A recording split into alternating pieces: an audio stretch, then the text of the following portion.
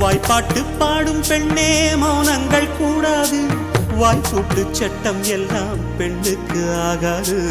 பண்டெல்லாம் சத்தம் போட்டால் பூஞ்சோலை தாங்காது.